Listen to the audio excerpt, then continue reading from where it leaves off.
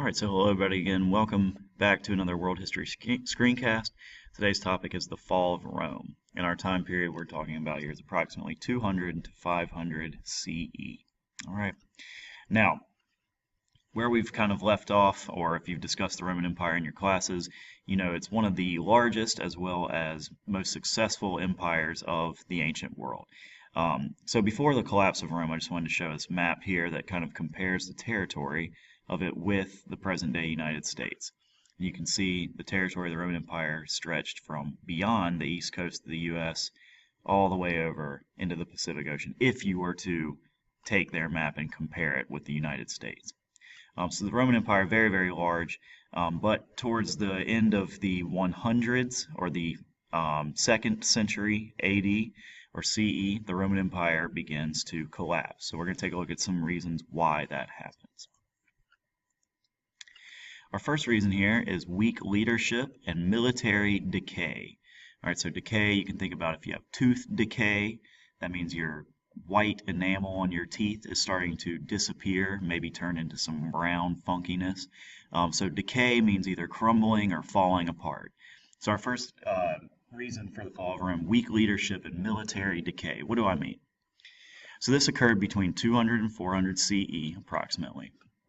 Now, at this time, Rome did not have a single well-supported leader in power after their last emperor died in 180 AD. So they have a great emperor, and he dies in 180, and there's a bunch of people left fighting for power. Nobody is completely supported by all the people. There's groups that support one leader, other people support others, and so on.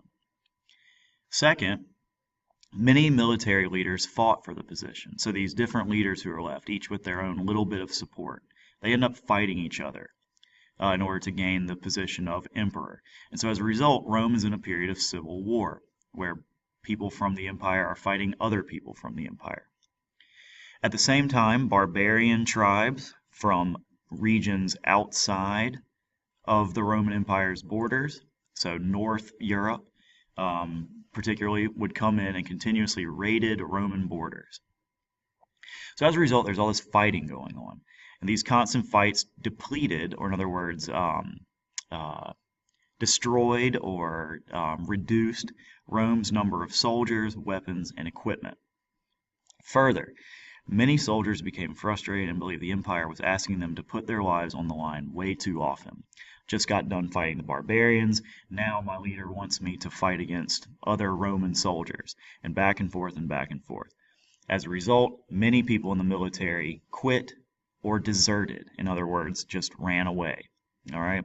So we have two problems here. Weak leadership, there's not a single leader in Rome. And then all this fighting causes the military of Rome to decay. Next, we have an economic crisis of the 3rd century. All right, so economic crisis of the 3rd century. The 3rd century is actually going to be between the years 200 and 300 CE. So economic crisis occurs due to trade drying up. And what I mean by that is that barbarian raids, so these barbarians from the north of Europe coming into the Roman territories and raiding and fighting and pillaging, these throw or injure or harm Roman trade routes. Furthermore, bands of pirates terrorize sea trade routes. Alright, so then as Rome tries to raise a bigger and bigger army to fight the barbarians and pirates, they keep having to spend their money on this. So their wealth was drained. In order to have an army, you have to pay for it. In order to have soldiers, you have to train them, etc. So they're losing money. Then another problem that occurs is that Roman leaders tried to create or print money in order to solve this problem. So the money that they minted, which it means create or print, used copper and lead in place of silver. After a while, though, people caught on and realized the coins that the Roman government was printing were not as valuable and refused to accept it. So now you've got all this money being made and put into circulation or use, but it's not worth anything, and that causes another problem known as inflation. Inflation is a dramatic rise in prices due to a decrease in the value of money. So if your dollar you have in your pocket right now was not worth what we think of as a dollar. Let's say that $1 was worth a penny. You would need lots and lots and lots of dollars just to buy something simple like a loaf of bread. The next thing you know, all things that you need to spend money on cost way, way, way more than they do now. We call that inflation.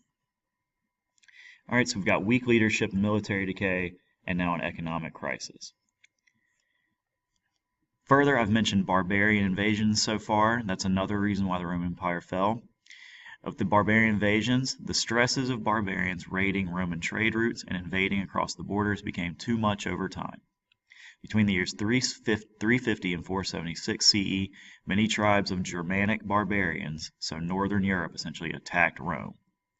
In 476 CE, the city of Rome was taken over by barbarian tribes, and the emperor, who was in charge at that time, was overthrown.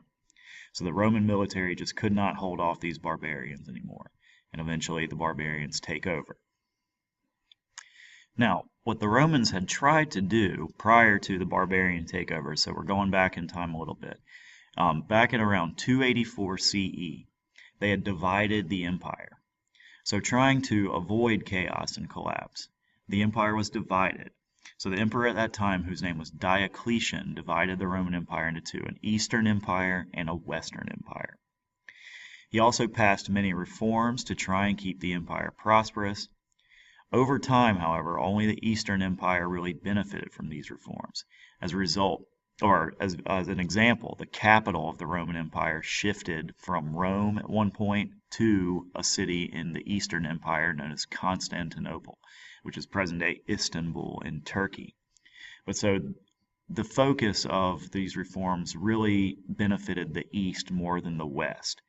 So as a result, the Eastern Empire continues on, and really the Western half is the one that breaks up into different kingdoms. And when we talked about the barbarian invasions, we're talking about these barbarians taking over what would become the Western Roman Empire. All right, so the Western Empire collapses as a result of this and splits into many different kingdoms. Some of these you'll recognize the names of, become countries of Western Europe today, like France and Spain, and what eventually will become Germany much later in history. So that pretty much wraps it up here for the fall of Rome. Hope you enjoyed the screencast.